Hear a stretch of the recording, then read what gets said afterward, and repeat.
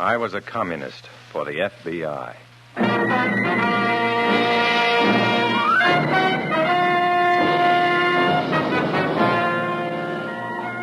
Starring Dana Andrews in an exciting tale of danger and espionage. I was a communist for the FBI.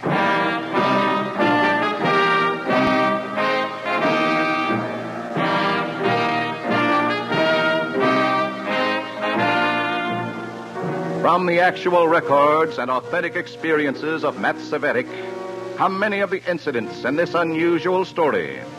Here is our star, Dana Andrews, as Matt Cvetic, who for 9 fantastic years lived as a communist for the FBI. An Oriental proverb says, "He who rides on a tiger cannot dismount."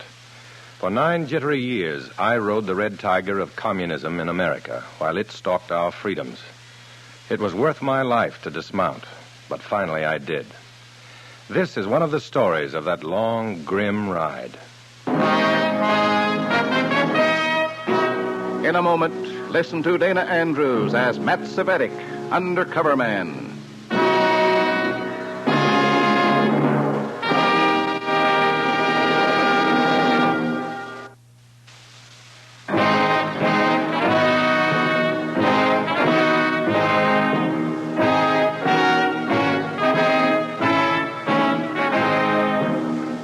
Now, here is Dana Andrews as Matt Cvetic, undercover man.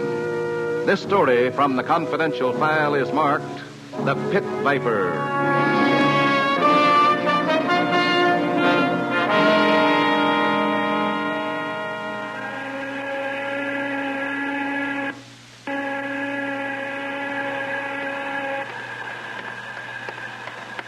High noon, Comrade Cvetic.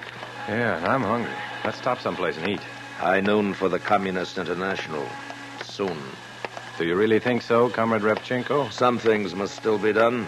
For example, we must see that factory whistles stop blowing regularly in America. Does that mean we must assume command of labor? Here's the lunchroom. We must talk. What about, Comrade? The care and feeding of factory whistles, Comrade.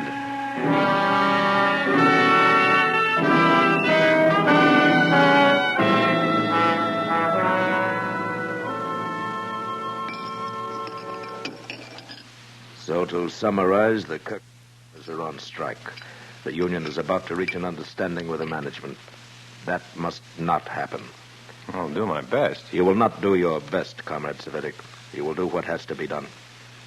I'll leave for Kirkton tonight. Comrade Simon Horvath understands such matters as inciting to riot and other mob violence, where it will do the most good. He will drive with you to Kirkton. I'll need help. You are to hesitate at nothing. How do you mean? You are a deputy sheriff in this county? It's just sort of an honorary thing. It just keeps me on call to stamp out brush fires in dry weather. But you are permitted to own a revolver. Yes. Have it with you in Kirkton. You leave tonight.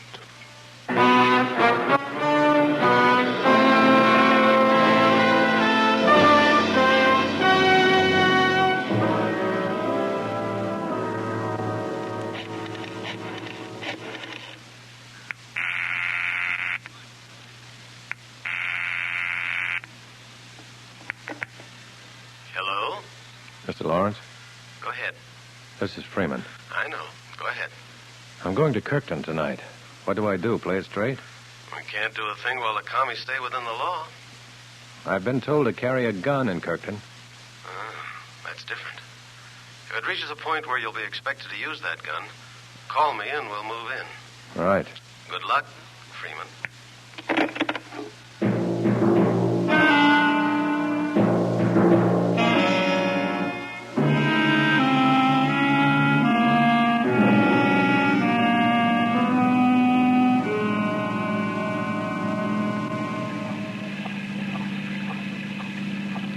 Miserable night to drive, Comrade Simon. I'm not worried about that. But strikers don't enjoy picketing in the rain. These Kirkton schmoes will be more anxious than ever to settle their strike. We'll fix that all right, though. Yeah? How? Those 100 hot lunches I ordered by telephone in Kirkton, pass them out to the pickets. I see. Nothing like a hot meal to keep the hotheads hot. I like these deals. This is going to be fun.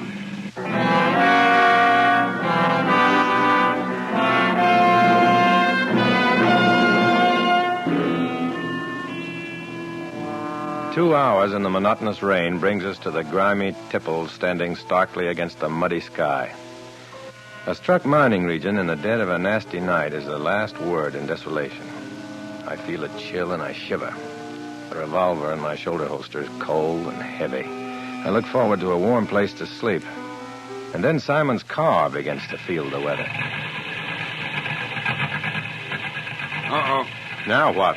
Water in the carburetor or something, I don't know. Now, wait, you better stop here while the stopping's good. You mean while the initiative is still with us? And what's here? Like a miner's house. I'll call a garage. Ow. Do that, Junior. I'll wait in the car.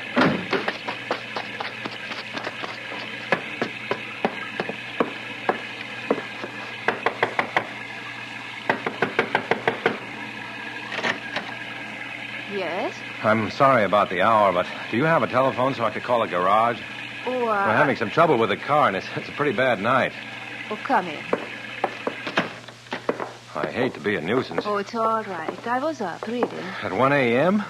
You call the operator and she'll get you the garage. There's only one in town. Maybe she could kill two birds and get us a hotel, too. Elsa? What is it? Papa, you go right back to bed. Who is so late? Oh, this gentleman's car stalled in the rain. Now go back to bed. This fella. No, I'm putting everybody to a lot of inconvenience. I'm pretty good automobiles. No, Papa. Oh, I wouldn't hear of it. It's easy. You've had enough rain on the picket. Strong like an ox. Now, please let me call a garage. Oh, I'm sure the operator will get you the hotel, too. Hotel? You stay here.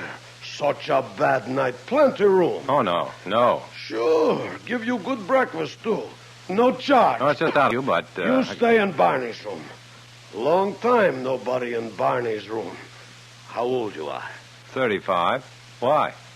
Like Barney. You stay. No, but I'm with another man. There's two of us. You see, Papa? I sleep on couch down here. No, sorry. Thanks anyhow. That's final. Now get back to bed before you catch another chill, Papa. She called me Papa. No, Papa. I'm Barney's Papa. I'd better telephone the garage, Miss...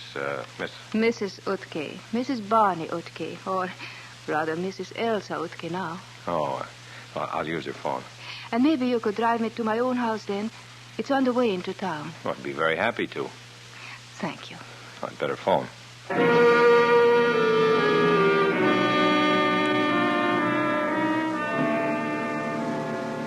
The garage car arrives, and pretty soon we're driving Elsa Utke to her dingy little house. Good night, thank you, etc. We drive away, but she disturbs me. A fine-looking woman, educated and alone. A widow. A mine accident, explosion, cave-in.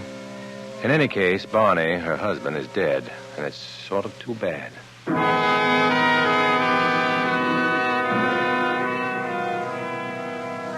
We're lucky. We get a decent room in the little hotel in town. In the morning, Simon and I are at the tipple of Great Turk No. 3 mine, passing out hot lunches and propaganda in the rain and black mud to thankful miners and to some silent and suspicious ones. Here you are, friend. Compliments of the Friends of American Mine Workers. Mass friend. meeting tonight in Workman's Hall, 8 o'clock. Notice inside the box. Come on, Matt. Talkative guys, aren't they? Give them credit. They know we must have an angle handing out free lunches. All right, let's try this big clown. Good morning, friend. Oh, hi, Utke. Hello? Hello! You broke an automobile, fella. Hello. This is my partner, Simon Horvath, Mr. Utke. Hello? Yeah. You sure you ought to be picketing in this rain, Utke? Sure. Strong like a horse. My Elsa gonna bring me hot soup anyhow, maybe. Well, this hot lunch is no maybe. Warm me up for the fight on our hands. Fight? In there and win, miner. Mass meeting tonight, Workman's Hall at 8. The full dope is inside the box. I be there, sure. But no fight, you hear? That's the only way to get what's coming to you. Sure, fight. Get knock on head, get killed. Like Barney.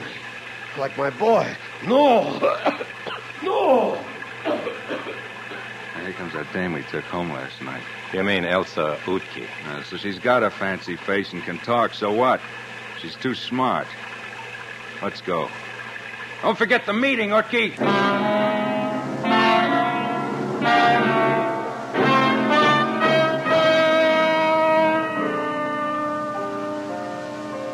You've been on strike for 5 weeks now. And what are you settling for? 6 lousy pennies a load. Go back to work for that, and you're selling your American birthright for that well-known mess of pottage.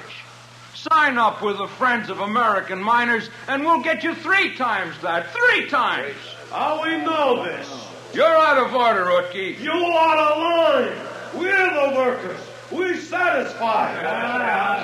This guy Utke's gonna be trouble, Matt. Who are you anyhow?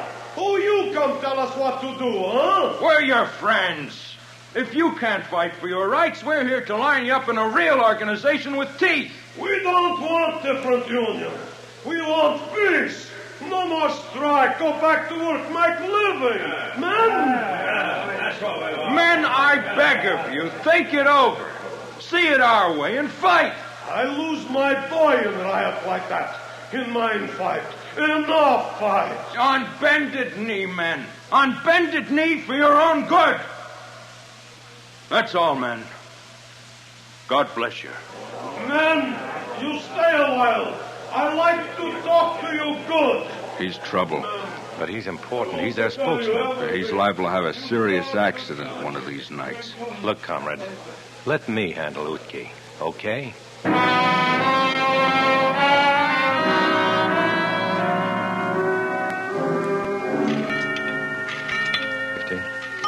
60. Hello? Lawrence, Yes? this is Freeman. I know. Go ahead. Wait. Where are you? Telephone booth in the hotel lobby here. Graham going up ahead. At the mass meeting tonight. Somebody's coming. I'll call later. So long. Matt?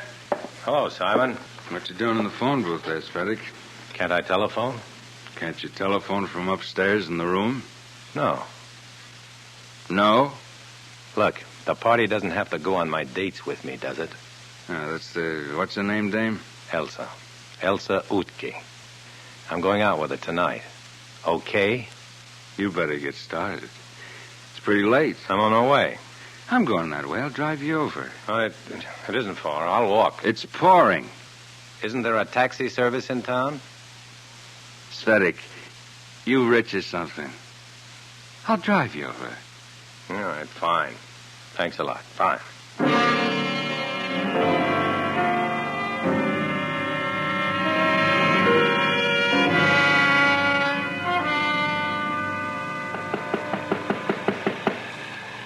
Come on, please. Please be home. Be home. Well, Matt, he's standing you up. Well, she must be getting dressed. It's pretty late already.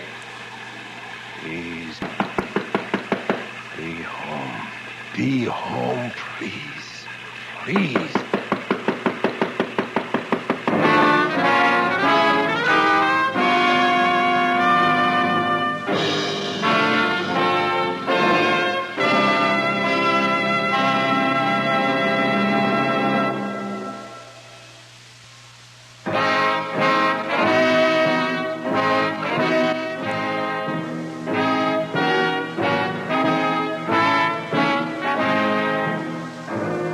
Now back to Dana Andrews, starring in I Was a Communist for the FBI, and the second act of our story.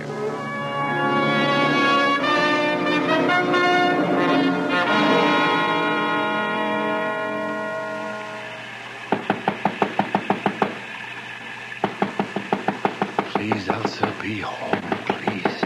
Please. Elsa. What is it?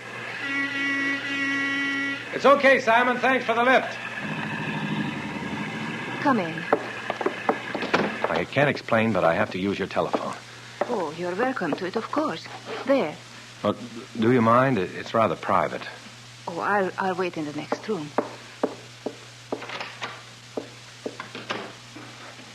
Long distance, please.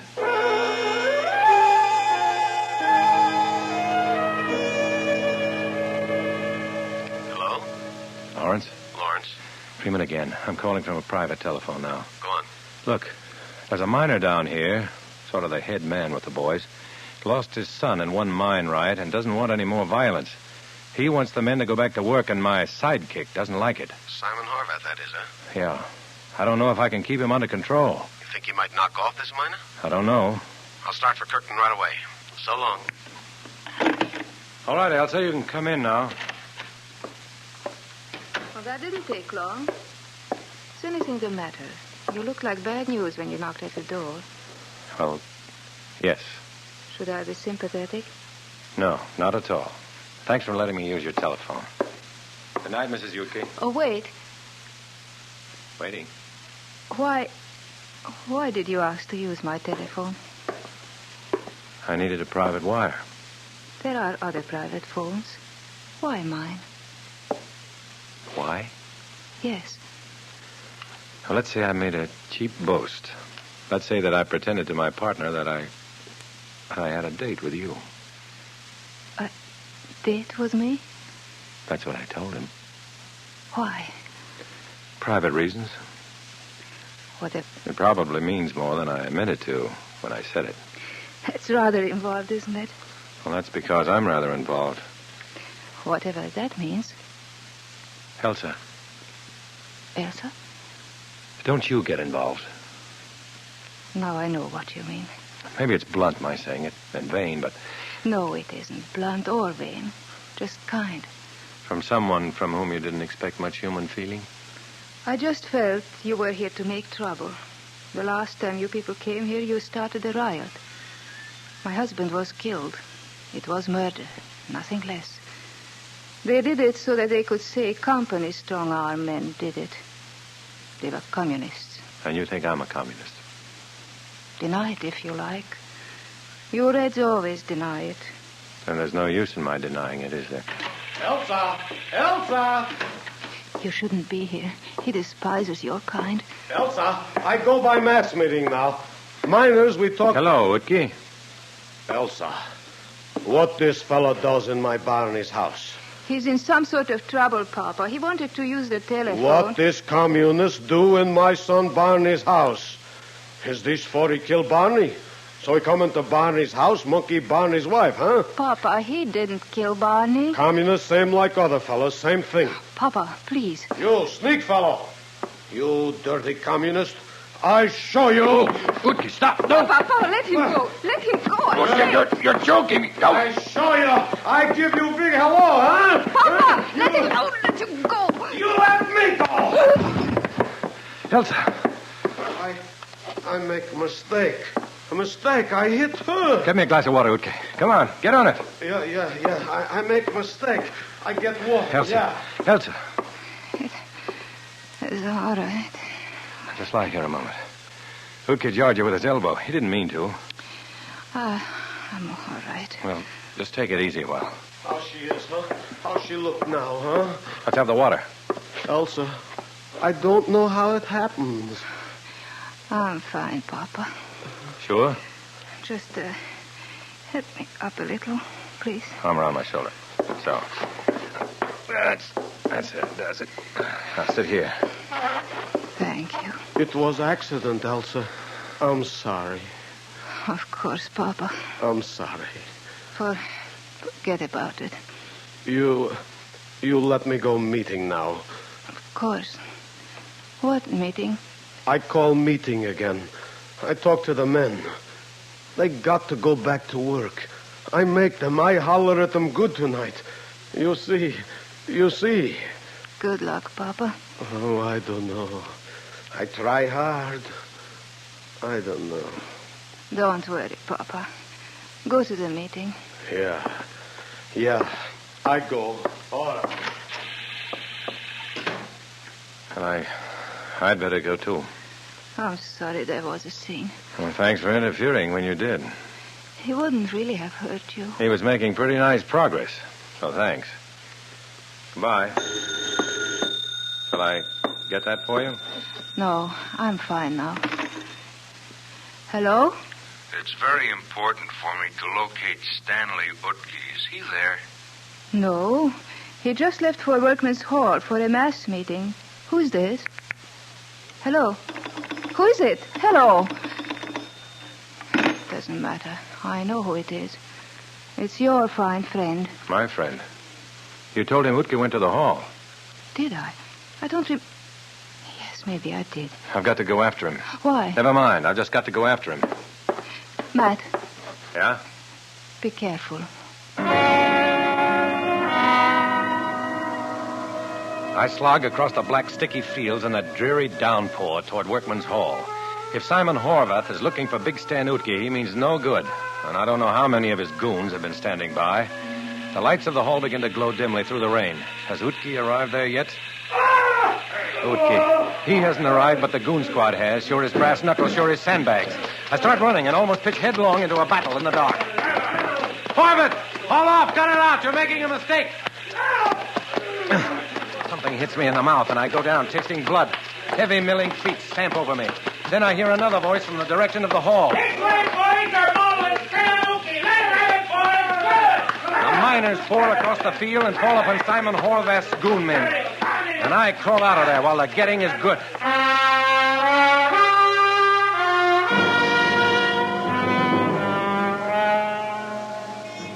I'm taping up my wounds in our hotel room when Simon Horvath comes in. The comrade is quite a mess. Quite a mess. You're a sorry sight, Simon. Shut up. I told you I'd take care of Utke. Why did you have to step in and foul things up? Because you weren't taking care of Utke, that's why. I'd been working on him, making him see things our way. Yeah? I was talking to him tonight, just before you called Elsa's house. You were? Yes, I was. Check with Elsa, if you want to. Will she talk to a communist? Look, I had Utke convinced that the men should stay out. He was going to the hall tonight to tell him it was a fight to the finish. You're a liar. I'm a liar. Let's see if I'm a liar.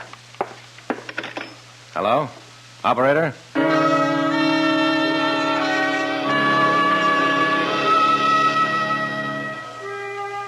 It's a big and a dangerous bluff.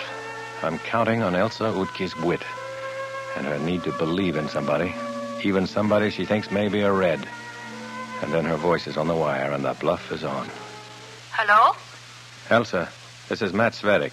Oh, How is Mr. Utke? badly beaten up. I've just come back from the emergency clinic. Will he be all right? Yes. Elsa, there's a man here with me who doesn't believe that I had Utke convinced that the miners should stay out on strike. Will you correct him? Your communist friend? Yes. Put him on. Comrade? Hello? Hello? What your comrade says is true. Okay. Let me speak to him again. She wants to speak to you again. Elsa?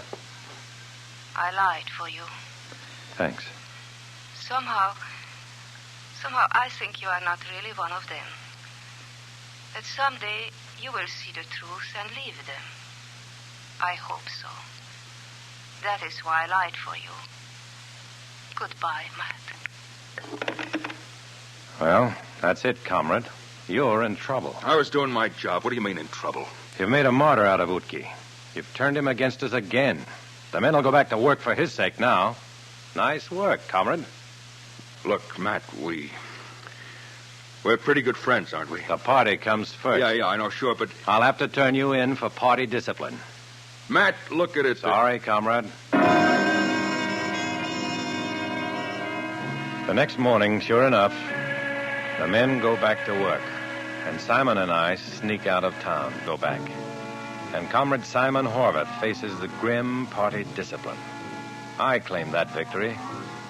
Horvath and I sneak out of the hotel one at a time, afraid even to call a taxi. Alone, I hit the wet highway. I hear Elsa Utke's warm Slavic voice again. I lied for you. And I feel good again. And then I hear...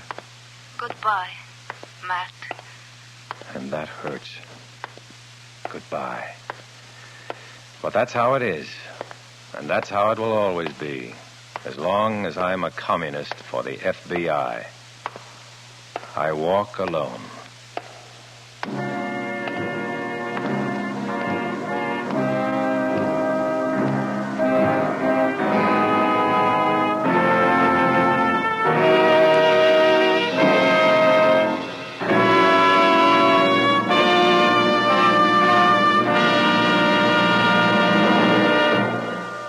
Our star, Dana Andrews, will return in a moment.